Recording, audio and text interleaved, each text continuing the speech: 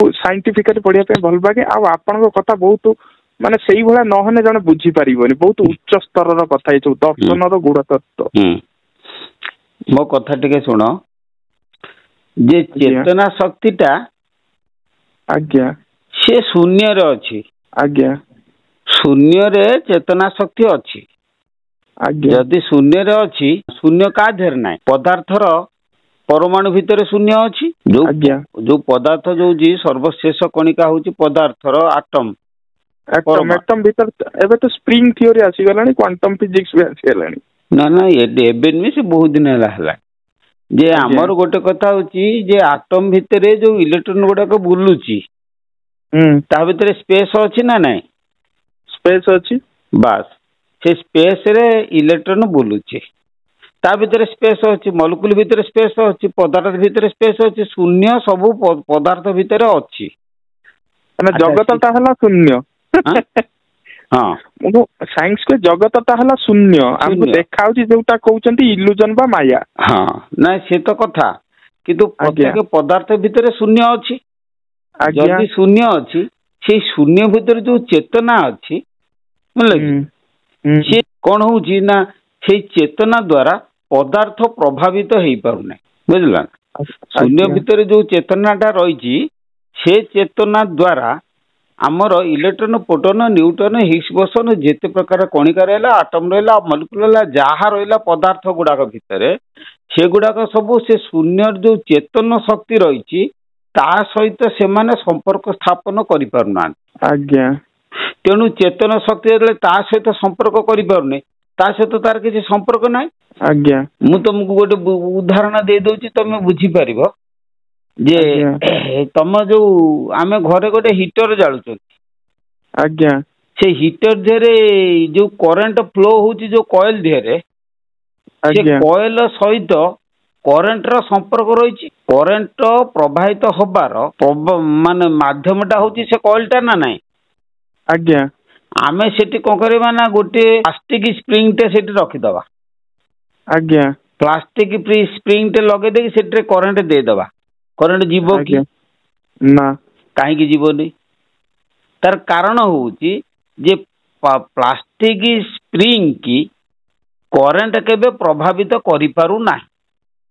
आज्ञा करंट रो धर्म हैला सी केवल लुहा किबा धातव स्प्रिंग की प्रभावित करिवो। आज्ञा किंतु प्लास्टिक स्प्रिंग से प्रभावित करि परिवो नाही सेटा तार धर्म बुझी पाइले ना कथा ठीक सेही बोली शून्य जो चेतन शक्ति रही सी केवल जीवंत वस्तु लिविंग थिंग्स से प्रभावित करिवो नॉन लिविंग पदार्थ जे रहिला ताकू से प्रभावित करि परिवो ना। तेणु पत्थर भीतर जो शून्य रही गछ भीतर भी शून्य रही किंतु पत्थर भीतर शून्य से पत्थर को प्रभावित करि पारु नाही गछ भीतर जो शून्य से शून्यर शक्तिटा से गछ को प्रभावित करुची तेणु गछ होची जीवंत पत्थर होची कौन ना मृत बा जड़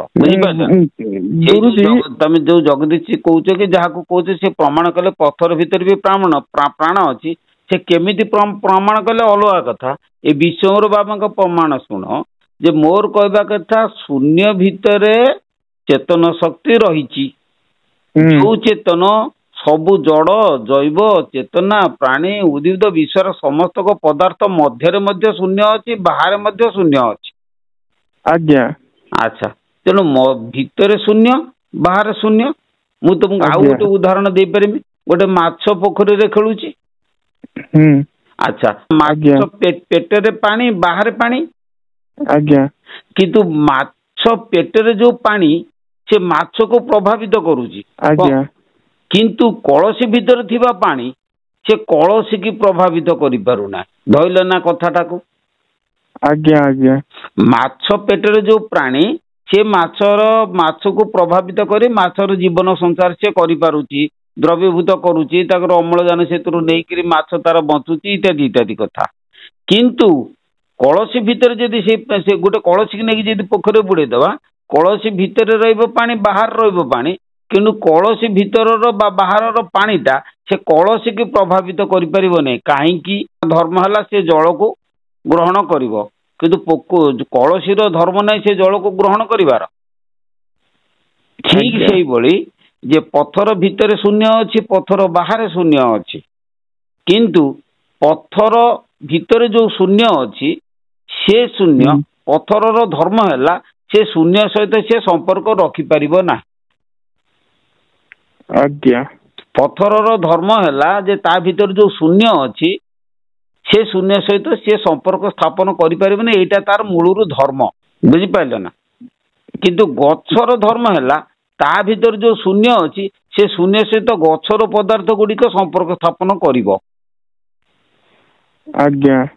ଆଚ୍ଛା, ସେମିତି ପ୍ରାଣୀ ଭିତରେ ମଧ୍ୟ ଶୂନ୍ୟ ଅଛି, ପ୍ରାଣୀ ଭିତରେ ମଧ୍ୟ ସେଇ ଶୂନ୍ୟ କଣ କରେ ନା ପ୍ରାଣୀକି ମଧ୍ୟ ପ୍ରଭାବିତ କରିବ ହେଲା। ତେଣୁ ଗଛରେ ଯୋଉ ଶୂନ୍ୟ ଗଛକୁ ପ୍ରଭାବିତ କରିବ, କରିସାରିକି ସେଠି ଗଛର ଯୋଉ 6ଟା ଧର୍ମ ସେ ମାନେ ସେଠି ପ୍ରକାଶ କରେ, ଜନ୍ମ, ବୃଦ୍ଧି, ଖାଦ୍ୟ ଗ୍ରହଣ, ମଳତ୍ୟାଗ, ବଂଶବୃଦ୍ଧି, ବିନାଶ। ଏ 6ଟା କ୍ରିୟା ଗଛର କେବଳ ଶୂନ୍ୟ ପ୍ରଭାବରୁ ହେଇଥାଏ। ଆଚ୍ଛା। କିନ୍ତୁ ପଥର ଦେହରେ ଯେହେତୁ ଶୂନ୍ୟର ପ୍ରଭାବ ନାହିଁ, ତେଣୁ ପଥର ଦେହରେ କିଛି ଶୂନ୍ୟର କ୍ରିୟା ନାହିଁ, ସେଥିପାଇଁ ତାକୁ ଜଡ଼ ବୋଲି କହିବା, କାହିଁକିନା ଶୂନ୍ୟର କ୍ରିୟାଟା ତା ଦେହରେ ହେଇପାରିବ ନାହିଁ। ପ୍ରାଣୀ ଦେହରେ ସେମିତି ଶୂନ୍ୟର କ୍ରିୟା ଶୂନ୍ୟ କ୍ରିୟାଶୀଳ ହଉଛି, ତେଣୁ ଶୂନ୍ୟ ପ୍ରାଣୀ ଭିତରେ ଥିବା ଶୂନ୍ୟ ସେ ପ୍ରାଣୀକି ମଧ୍ୟ ପ୍ରଭାବିତ କରିପାରେ। ସେଥିପାଇଁ ସେ ଜୀବନ୍ତ ରହିଛି, ତାକୁ ଜୀବନ୍ତ ବସ୍ତୁ ବୋଲିକି କହିବା, କାହିଁକିନା ସେ ଶୂନ୍ୟ ସହିତ ସମ୍ପର୍କ ରଖିଛି। ତେଣୁ ପ୍ରାଣୀ ଭିତରେ ଯୋଉ ଶୂନ୍ୟ ରହିଛି ସେ 14ଟା କ୍ରିୟା ସମ୍ପାଦନ କରୁଛି। କୋଉ କ୍ରିୟା ନା ଗୋଟେ ହଉଛି ଅନୁଭବ, ବିଚାର, କଳ୍ପନା, ଅଭିମାନ, ଦେଖିବା, ଶୁଣିବା, ଶୁଙ୍ଘିବା, ଚାଖିବା, ଛୁଇଁବା, କହିବା, ସ୍ପର୍ଶ କରିବା, ଗତି କରିବା, ମୂତ୍ରମଳ ତ୍ୟାଗ କରିବା। ଏ 14ଟା କ୍ରିୟା ପ୍ରାଣୀ କରୁଛି, ଯୋଉଟା କି ଗଛର ସେ କ୍ରିୟା ନାହିଁ। ସେଇ ସକାଶେ ଆମେ ଯଦି ଗଛକୁ ଆମେ ବଧ କରିବା, ବୁଝିଲେ କି, ଆମକୁ ପାପ ଲାଗିବ ନାହିଁ, କାହିଁକି ନା ଏ ପ୍ରାଣୀର ଯୋଉ କ୍ରିୟା ଅଛି 14ଟା କ୍ରିୟା ସେଟା ଗଛଟେ ନାହିଁ, ତେଣୁ ଆମେ ଗଛକୁ ଯଦି ବଧ କରିବା ଆମକୁ ପାପ ହବନି ହାଣିବା।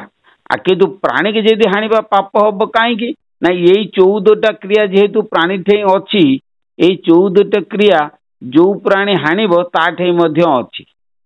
ତେଣୁ ପରସ୍ପର ଭିତରେ ଯେତେବେଳେ ଗୋଟେ ସମ୍ପର୍କ ସମନ୍ୱୟ ସ୍ଥାପନ ଅଛି, ଜଣେ ଜଣକୁ ମାରିଦେଲା କେଣେ ତା ସହିତ ତା ସେ ଯୋଉ ଅଙ୍ଗ ଗୁଡିକ ସବୁ ତା ସହିତ ପ୍ରଭାବ ବିସ୍ତାର କରେ, ଯୋଉଥିରେ ତାକୁ ପାପ ଲାଗେ।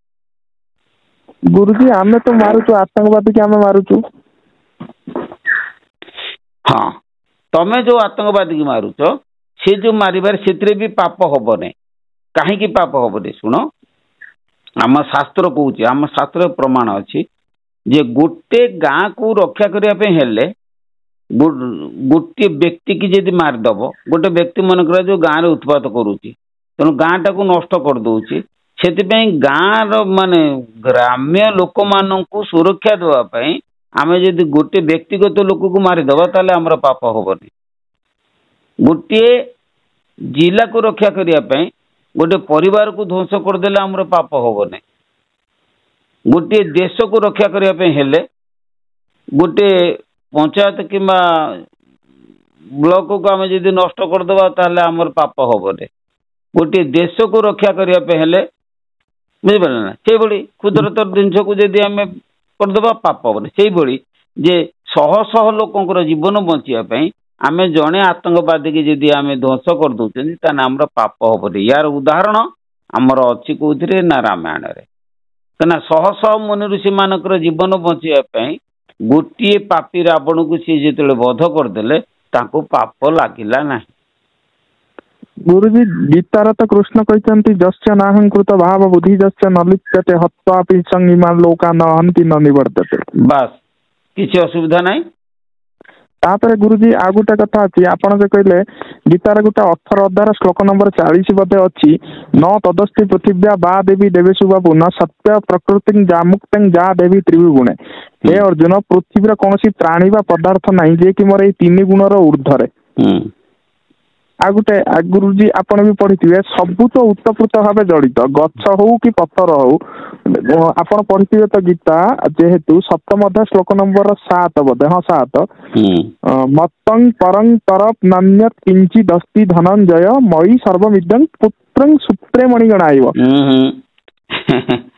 ମତ ପର ତରଙ୍ଗ ନାସ୍ତି ନାନ୍ୟ ଦସ୍ତି ମୁଁ ତ ଇଂଲିଶ ରେ ପଢିଥିଲି ଦେयर ଇଜ ନଟ୍ ସର୍ବମିଦଂ ପୁତ୍ରଂ ସୂତ୍ରମଣି ଗଣାଇବ ନା there is nothing is separate from your in the entire universe is the subtracted by the me like the necklace of my jewels।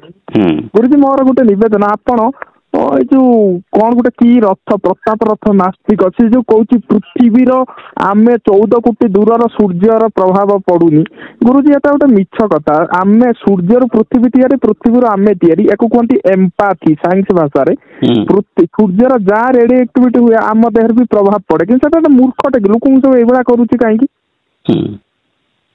କଣ କହୁଛି କିଏ କହୁଛି ଗ୍ରହଣ ସମୟରେ ସେ ଚିକେନ ଖାଉଛି ଇଏ ଖାଉଛି ଗୁରୁଜୀ ମୁଁ ବହୁତ ସାଇନ୍ସ ଉପରେ ବିଲିଭ କରେ ମୁଁ ବହୁତ ରିସର୍ଚ୍ଚ କରେ ଗୁରୁଜୀ ଆଧ୍ୟାତ୍ମିକତା ଉପରେ ବୁଝିପାରିଲେ କି ଆମର ବ୍ରାହ୍ମଣ ଘର ବ୍ରାହ୍ମଣ କଥା ନୁହେଁ ମୁଁ ପଢେ ଧର୍ମ ଉପରେ ମୁଁ ବହୁତ ପଢେ ମୁଁ ପୁରା ପ୍ରୁଭ କରିଦେଇ ପାରିବି ଯେ ହଁ ସୂର୍ଯ୍ୟର ପ୍ରଭାବ ଆମ ଉପରେ ପଡେ ଗୁରୁଜୀ ବଡ ବଡ ସାଇଣ୍ଟିଷ୍ଟ ସବୁ କହିଛନ୍ତି ତାପରେ ବି ମୁଁ ପଢିଛି ବହୁତ ସୂର୍ଯ୍ୟର ପ୍ରଭାବ ତ ଆମ ଉପରେ ପଡେ ଆଜ୍ଞା କଣ ଅସୁବିଧା କଣ ହେଲା ସିଏ ବିଶ୍ୱାସ କରୁନି ସିଏ ସେଇଦିନ ଆଣିକି ଚିକେନ କରିକି ଖାଉଛି ଲୋକଙ୍କ ଭିତରେ ଗୋଟେ ଶୁଣ ସେ ବିଷୟରେ ମୋ ଗବେଷଣା କଥା ଶୁଣ ଯେ ଯେତେବେଳେ ଆମର ସୂର୍ଯ୍ୟ ପରାଗ ହୁଏ ଆଜ୍ଞା ସେ ସୂର୍ଯ୍ୟ ପରାଗରେ କଣ ହୁଏ ନା ସୂର୍ଯ୍ୟ ଚନ୍ଦ୍ର ଗୋଟେ ପାଟରେ ରହନ୍ତି ତାମାନେ ସୂର୍ଯ୍ୟ ପୃଥିବୀ ମଧ୍ୟରେ ଚନ୍ଦ୍ର ଅବସ୍ଥାନ କରେ ସେମାନେ ଗୋଟିଏ ସରଳ ରେଖାରେ ରୁହନ୍ତି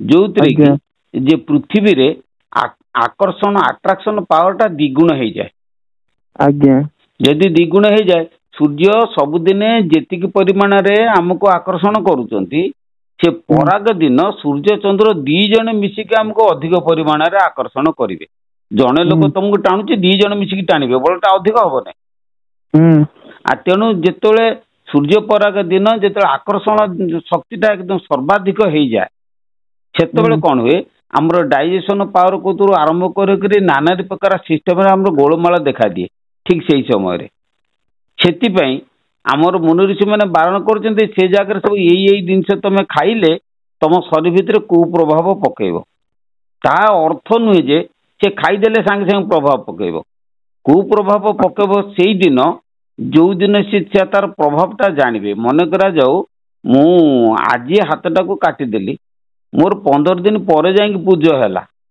ଯେ 15 ଦିନ ପରେ ଯୋଉ ଦିନ ପୂଜ ହେଲା ପାଚିକି ପୂଜ ହେଲା ସେଟା କଣ ସେଇ ଦିନର ଫଳ 15 ଦିନ ପୂର୍ବର ଫଳ ଠିକ ସେଇଭଳି ଆଜି ଯଦି ମଟନ ଚିକେନ ଆମେ ସବୁ ଖାଇବା ତାର କୁପ୍ରଭାବଟା କିଛି ଦିନ ପରେ ପଡିବ ଯୋଉଟା କି ଆମେ ଜାଣିପାରନ୍ତି ନାହିଁ ଯେ ଏଇଟା କାହିଁକି ମୋର ହେଲା ବୋଲିକି ଠିକ ସେଇଭଳି ଚନ୍ଦ୍ର ପରାଗରେ ଚନ୍ଦ୍ର ଗ୍ରହଣରେ କଣ ହୁଏ ନା ଆମର ସୂର୍ଯ୍ୟ ଆଉ ଚନ୍ଦ୍ର ମଧ୍ୟରେ ପୃଥିବୀ ଅବସ୍ଥାନ କରନ୍ତି ସେତେବେଳେ କଣ ହୁଏ ନା ସୂର୍ଯ୍ୟ ଆଉ ଚନ୍ଦ୍ର ପୃଥିବୀକୁ ବିପରୀତ ଦିଗରୁ ଆକର୍ଷଣ କରନ୍ତି ଫଳରେ ସେଇ ଦିନ କଣ ହୁଏ ନା ବର୍ଷ ଯାକ ଚନ୍ଦ୍ର ସୂର୍ଯ୍ୟ ପୃଥିବୀ ଉପରେ ଯେତିକି ଆକର୍ଷଣ ପ୍ରଭାବ ପକାନ୍ତି ଚନ୍ଦ୍ରଗ୍ରହଣ ଦିନ ସେଇ ଆକର୍ଷଣଟା ସର୍ବନିମ୍ନ ହୁଏ ସୂର୍ଯ୍ୟ ପରାଗରେ ସର୍ବାଧିକ ଚନ୍ଦ୍ରଗ୍ରହଣରେ ସର୍ବନିମ୍ନ ହୁଏ ଯେତେବେଳେ ସର୍ବନିମ୍ନ ହୁଏ ସେତେବେଳେ ଆମର ଡାଇଜେଷ୍ଟିଭ ସିଷ୍ଟମ କତରୁ ନାନାଦି ଜିନିଷ ଆମ ଭିତରେ କଣ ହୁଏ ନା ଆମ ଇନଆକ୍ଟିଭ ହେଇଯାଆନ୍ତି ତେଣୁ ସେଇ ସମୟରେ ଆମେ ଯୋଉ ଖାଦ୍ୟ ଖାଇବା ସେ ଖାଦ୍ୟରେ ଇଣ୍ଡାଇଜେସନ ଆମକୁ ଦେଖା ଦିଏ ଅବଶ୍ୟ ଆମର ଡାଇଜେସନ ପାୱାର ଥିବାରୁ ଆମେ ଜାଣିପାରନ୍ତିନି କିନ୍ତୁ ତାର କାରଣଟା ହଉଛି ସେଇଆ ତେଣୁ ତାର କୁପ୍ରଭାବଟା ସେଦିନ ପଡେ ନା କିନ୍ତୁ ତାକୁ ଯୋଉ ଆମେ ଯୋଉ ଖାଦ୍ୟ ଖାଇଥିବା ତା କୁପ୍ରଭାବଟା କିଛି ଦିନ ପରେ ଆମକୁ ଜଣା ପଡିବ ସେଥିପାଇଁ ଆମର ମୁନି ଋଷି ମାନେ ତାକୁ ସତର୍କ କରିଦେଇ ଯାଇଛନ୍ତି ଯେ ତମେ ଏଇ ଜିନିଷରେ ଏଇ ଜିନିଷ ଖାଅ ନା ଆପଣ ଟିକେ ବୀର ରସରେ କୁହନ୍ତୁ ଗୁରୁଜୀ ଆପଣ ତିଲକଙ୍କ ଗୀତା ପଢନ୍ତୁ ଗୀତା ରହସ୍ୟ ପଢିଛନ୍ତି ନା ନା ଆମେ ମୋର କାହାର ପଢିବା ଦରକାର ନାହିଁ ମୁଁ ମୋ ଗୀତା ପଢୁଛି କଣ ବୁଝିଲ ନା ମୋ ଗୀତା ଆପଣ ଗୁରୁଜୀ କୋଉ ଆଶ୍ରମ ନାଁ କଣ ଆମ ଆଶ୍ରମ ନାଁ ହଉଛି ଦୟାଜ୍ୟୋତି ଆଶ୍ରମ ବାଲିବିଲ ମଠ ହେଲା ଦୟାଜୀବୀ ମାନେ ସେ କାହାକୁ ମାନେ ଏଇ ମୁନି ସମାଜ କି ଗୁରୁଜୀ ନାଇଁ ଗୁରୁ ହେଲେ ଆମର ଶ୍ରୀ ଶ୍ରୀ ବ୍ରହ୍ମ ଅବଧୂତ ଠାକୁର ଶ୍ରୀ ଶ୍ରୀ ଦୟାନିଧି ପରମହଂସ ଦେବ ଆପଣ ଅବଧୂତ ଗୀତା ବି ଗୋଟେ ଅଛି। ହଁ, ଅବଧୂତ, ବ୍ରହ୍ମ ଅବଧୂତ ଆମର ଗୁରୁ ହେଲେ ଦୟାନିଧି ପରମହଂସ। ଗୁରୁଜୀ କେତେ ଜଣ ରହୁଛନ୍ତି ଆଶ୍ରମରେ? ଆମେ ତ ଏକା ରହୁଛୁ, କିଏ ରହୁଛି କାହିଁ ଆଉ। ଏ ମା ଜଣେ ଅଛି ରୋଷେଇ କରୁଛି, ଆଉ କେହି ନାହାନ୍ତି। ଆଚ୍ଛା ଆଚ୍ଛା, ଠିକ ଅଛି। ଆଉ ଆଶ୍ରମରେ ରହୁଛନ୍ତି ଗୀତା ମାନେ କୃଷ୍ଣ କଣ ନ କହିଛନ୍ତି? ମୁଁ କହିସାରେ ଶୁଣ, ମୁଁ ଯେତେବେଳେ ମୁଁ 10ମ ଶ୍ରେଣୀରେ ପଢୁଥିଲି 1976 ମସିହାରେ ହେଲା, ସେତେବେଳେ ଗୋଟେ ଶ୍ରୀମଦ ଭଗବତ ଗୀତାକୁ ମୁଁ ଟ୍ରାନ୍ସଲେଟ କରିଥିଲି ଓଡ଼ିଆରେ। ଆମର ସେ ଓଡ଼ିଆର ଯୋଉ ବହିର ନାଁ ହେଲା ଗୀତା ବାଣୀ। ମୋର ଉଦ୍ଦେଶ୍ୟ ଥିଲା ଯେତେଟା ପଦ୍ୟ ସେତେଟା ହଉଛି ଶ୍ଲୋକ। 700 ପଦ୍ୟ, 700ଟା ଓଡ଼ିଆ ଶ୍ଲୋକକୁ, 700ଟା ସଂସ୍କୃତ ଶ୍ଲୋକକୁ 700ଟା ଓଡ଼ିଆ ପଦ୍ୟରେ କରିକିରି ମୁଁ ଗୀତା ବାଣୀ ଲେଖିଥିଲି। 13,000 ବହି ଛପା ହେଲା, ସବୁ ପଳେଇଗଲାଣି, ପୁଣି ଛପା ହବା ପାଇଁ ଯାଇଛି ହେଲା। ସରି ଭିତରେ ଯଦି ଗୀତାକୁ ବୁଝିପାରିଲ, ଭୀମ କିଏ ସେ, ଅର୍ଜୁନ କିଏ ସେ, ଯୁଧିଷ୍ଠିର କିଏ ସେ, ନକୁଳ କିଏ ସେ, ସହଦେବ କିଏ ସେ, ଯୋଗ ମାର୍ଗ ଯୋଗ ଶାସ୍ତ୍ର, ଗୀତାର ଅନ୍ୟ ନାମ ହେଲା ଯୋଗ ଶାସ୍ତ୍ର। ତାକୁ ଯୋଗ ମାର୍ଗରେ ଯଦି ନ ବୁଝିଛ, ଆଉ ଯୋଉ ମାର୍ଗରେ ବୁଝିଛ ସେ ସବୁ ଭୁଲ ବ୍ୟତୀତ। ଗୁରୁଜୀ ଆପଣ ମୋର ଗୋଟେ ଗୁରୁଜୀଙ୍କ ସହିତ ଇଏ କରିକି ମୁଁ କ୍ରିୟା ଯୋଗ କରେ ଗୁରୁଜୀ। ସେ କ୍ରିୟା ଯୋଗ କର, କିଛି କ୍ରିୟା ଯୋଗ କରି କ୍ରିୟା ଯୋଗକୁ କରିବ, ଆଗେ ମନ ସ୍ଥିର ହେଲା ନା? ନା। ତାହେଲେ କ୍ରିୟା ଯୋଗ କେମିତି ହବ? ଗୋଟେ କଥା ମନ ହଉଛି, ସ୍ଥିର। ମୁଁ କହିସାରେ, ଆଜ୍ଞା ଗୋଟେ ପିଲା କହୁଛି ଆଜ୍ଞା ମୁଁ ରଚନା ଲେଖୁଛି, କିରେ ଅ ଆ ବନବୋଧ ତୋର ହେଇଛି ନା? ନା ଆଜ୍ଞା ମୋର ଭଲ କି ହେଇନି। ଆଉ ତୁ ରଚନା ଲେଖୁଛୁ କେମିତି ଠିକ ହବ? କହିନି, ବୁଝିଲୁ ନା? କ୍ରିୟା ଗୁରୁଜୀ ଯୋଗ ଅର୍ଥ ଶୁଣୁ, କ୍ରିୟା ଯୋଗ ଅର୍ଥ ମନକୁ ପଠେଇକି, ସବୁ ଚକ୍ର ପାଖକୁ ମନକୁ ପଠେଇକି ଆକ୍ଟିଭେଟ କରିବା କଥା। ହଁ, ଠିକ ଠିକ। ତେଣୁ ମନଟା ପା ମୋର ସ୍ଥିର ହେଇନି, ପୁଣି ଚକ୍ର ପାଖକୁ ପଠେଇମି କୋଉ ବାଟେ? ପ୍ରଥମ ଦରକାର ଆଗେ ମନ ସ୍ଥିର କରିବା ଦରକାର। ମନ କେମିତି ସ୍ଥିର ହବ? ପ୍ରାଣାୟାମ। ମନ, ପବନ, ଚକ୍ଷୁ, ଏଇ ତିନିଟା ଆଜ୍ଞା ସ୍ଥିର ନହେଲା ପର୍ଯ୍ୟନ୍ତ ତମେ କ୍ରିୟା ଯୋଗ କରୁଥା, ବର୍ଷ ବର୍ଷ ଧରି, ଜନ୍ମ ଧରି କରୁଥା, କିଛି ଫଳ। ତେଣୁ ଗୋଟିଏ କଣ? କଥା ହଉଛି, ଶୁଣ ମୁଁ କହିସାରେ, ତେଣୁ ଗୋଟେ କଥା ହଉଛି, ପବନ ଆଉ ମନକୁ ଏକତ୍ର କରିବା ପାଇଁ ପଡିବ ହେଲା। ମନ ପବନକୁ ଏକତ୍ର ନ କଲେ ତମେ କେବେ ହେଲେ ସାଧନାରେ ମନକୁ ସ୍ଥିର କରିପାରିବେନି, କି ଉନ୍ନୀତ କରିପାରିବେ। ଏ ବଡ ବଡ ସାଧୁ ମାନେ ଯିଏ ଅଛନ୍ତି ତାଙ୍କୁ ପଚାରୁନ ଜଣା, ସେ ସବୁ କରୁଛନ୍ତି, ମନକୁ ସ୍ଥିର କରୁନାହାନ୍ତି। ମନ ସ୍ଥିର ମୂଳ, ବୁଝିଲେ କି? ତେଣୁ ସମାହିତାତ୍ ମନ ବ୍ରହ୍ମଣ ବ୍ରହ୍ମଣ ପରମେଷ୍ଟିନ ହୃଦାକାଶ ଦବୁନ୍ନାଦ ବୃତ୍ତି ରୋଧାତ୍ ବିଭକ୍ତି ଯଦୁପା ସନୟା ବ୍ରହ୍ମନ୍ ବ୍ରହ୍ମଣ ପରମେଷ୍ଟିନ ଦ୍ରବ୍ୟ କ୍ରିୟା କାରକାଖ୍ୟଂ ଧୂତ ଜାନ୍ତ୍ୟ ପୁନର୍ଭବମ୍। ଯୋଉ ମନକୁ ଉପାସନା କରିକିରି ମୁନି ଋଷି ମାନେ ଦ୍ରବ୍ୟ କ୍ରିୟା କାରକ, ଅଧିଭୂତ, ଅଧିଦୈବ, ଅଧ୍ୟାତ୍ମ, 3 ପ୍ରକାର ମଳକୁ ଦୌତ କରିକି ଅପୁନରାଗମନ ଯାଆନ୍ତି, ପରମ ଧାମକୁ ଯାଆନ୍ତି। ସେଇଟା ହଉଛି କିଏ ନା, ସେଇଟା ହଉଛି ମନ ସ୍ଥିର। ମନଟା ଯଦି ସ୍ଥିର ହେଇଯିବ, ସବୁ ତ ହେଇଯିବ। କଣ ଦରକାର ସେ କ୍ରିୟା ଅମୁକ ଧମକ? କାହିଁକି ପ୍ରାଣାୟାମ କରିବି, ନାକ ଚିପିମି, କାନ ଚିପିମି? ଗୁରୁଜୀ ଗୋଟେ କଥା ଅଛି ବା, ଚଞ୍ଚଳ ମନ କୃଷ୍ଣ ପ୍ରମାର୍ଥିଂ ବଳଭଦ୍ରୁଢଂ ତାସ୍ୟ ନିଗ୍ରହୀ ମନ ବାୟୁରିବ ସୁଦୂଷଣ। ଏ ଶ୍ଲୋକ ଗୁଡା ଭୁଲ କହୁଛୁ। ଶ୍ଲୋକ ଯୋଉ ପଢୁଛୁ ତାକୁ ଭଲ କି ଆଉଥରେ ଭଲ କି ସ୍ପଷ୍ଟ ଉଚ୍ଚାରଣ କରିବୁ, ବୁଝିପାରିଲ ନା? ଚଞ୍ଚଳଂ। ଗୋଟେ କଥା ଶୁଣ, ବିଶ୍ୱମ୍ବର ବାବା ପାଖରେ ଶ୍ଲୋକ ଭୁଲ କଲେ ସେ ଭାରି ରାଗେ। କାହିଁକିନା 700 ଶ୍ଲୋକ ବିଶ୍ୱମ୍ବର ବାବା ମୁହଁରେ, କଣ ବୁଝିପାରିଲୁ ନା? ଶ୍ଲୋକ ଆଜ୍ଞା ଗୁଡିକ ଅନୁସାରେ ବିସର୍ଗ ମୋଟେ ଭୁଲ କରିବୁନୁ। 3-4ଟା ଶ୍ଲୋକ କଲୁଣି, ସେଥିରେ ବହୁତ ଭୁଲ ବାହାରୁଛି। ମୋ ପାଖରେ ଗୀତା କେହି ପଢନ୍ତିନି ଭୟରେ, କଣ ବୁଝିପାରିଲୁ? କାହିଁକି ନା 10ମ ଶ୍ରେଣୀରୁ ମୁଁ ଗୀତାକୁ ସବୁ ମୁଖସ୍ଥ କରିଦେଇଥିଲି, କଣ ବୁଝିଲୁ କି? ଆଜ୍ଞା ଚଞ୍ଚଳଂ ହି ମନଃ କୃଷ୍ଣ ପ୍ରମାଥି ବଳଭଦୃଢଂ ତସ୍ୟାହଂ ନିଗ୍ରହଂ ମନ୍ୟେ ବାୟୋରିବ ସୁଦୁଷ୍କରମ୍। ବୁଝିଲୁ ନା? ଏଇଟା ହଉଛି ଉଚ୍ଚାରଣ ଠିକ। ସେଥିରେ ବେତାଳ କରିଦଉଛୁ। ଆଚ୍ଛା ଆଚ୍ଛା। ଗୀତାକୁ ଧୀରେ ଧୀରେ ପଢିବୁ, ଧୀରେ ଧୀରେ ପଢିବୁ, ଗୋଟି ଗୋଟି କରି ପଢିବୁ। ସଂସ୍କୃତକୁ ଯେତେ ଧୀରେ ପଢନ୍ତି ସେତେ ସୁନ୍ଦର ହବ। ଚଞ୍ଚଳ ପଢିଲେ ସବୁ ଭୁଲ ହେଇଯିବ। ତେଣୁ ତାକୁ ସବୁ କରିବୁ ନା। ଠିକ ଅଛି। ଆଉ ଗୀତାକୁ ଖାଲି ପଢିଦେନି କି ଘୋଷି ଦେଲି ଜଣେ ଗୀତା ବୁଝିଗଲା, ସେଗୁଡା ଭୁଲ। ଗୀତାର ଅର୍ଥ ସରି ଭିତରେ ମୁଁ ତ ଗୋଟେ ଶ୍ଲୋକ ଛାଡି ନାହିଁ, ଲେଖିଛି। ପ୍ରଥମ ଅଧ୍ୟାୟର ପ୍ରଥମ ଶ୍ଲୋକ, ବୁଝିଲେ କି? ଯେ ଧର୍ମକ୍ଷେତ୍ରରେ କୁରୁକ୍ଷେତ୍ରରେ ସମବେତା ଯୁସ୍ତବ ମାମକା ପାଣ୍ଡବାଶ୍ଚୈବ କିମ ପୂର୍ବତ ସଞ୍ଜୟ। ଏଇଟାକୁ ମୁଁ ତାକୁ ଲେଖିଛି, କିନ୍ତୁ ଛାଡି ପାରୁନାହିଁ। କଣ କରୁ, ସମୟ ନାହିଁ, କେହି ନାହାନ୍ତି ପାଖରେ, ସେଇଥିପାଇଁ ଛାଡି ହଉନି। ଆଜି ଏଇ ଗୋଟେ ଟପିକ ଖାଲି ଗୀତା ମାହାତ୍ମ୍ୟ ଲେଖୁ ଲେଖୁ ସକାଳୁ ହେଇ ସନ୍ଧ୍ୟା ହେଲା, ଅଧେ ଲେଖା ହେଇଛି। ଆଉ ଗୋଟେ ଗୋଟେ ଜିନିଷକୁ 2 ଦିନ 3 ଦିନ ଲାଗିବ ମତେ ଲେଖିବା ପାଇଁ ଆଉ ତାକୁ କରିମି କେତେବେଳେ ଛାଡ଼ିମି କେତେବେଳେ ସମୟ କାହିଁ ତେଣୁ ଆସିଷ୍ଟାଣ୍ଟ ଜଣେ ହେଲେ ସେ ସବୁ ଚାଲିବ।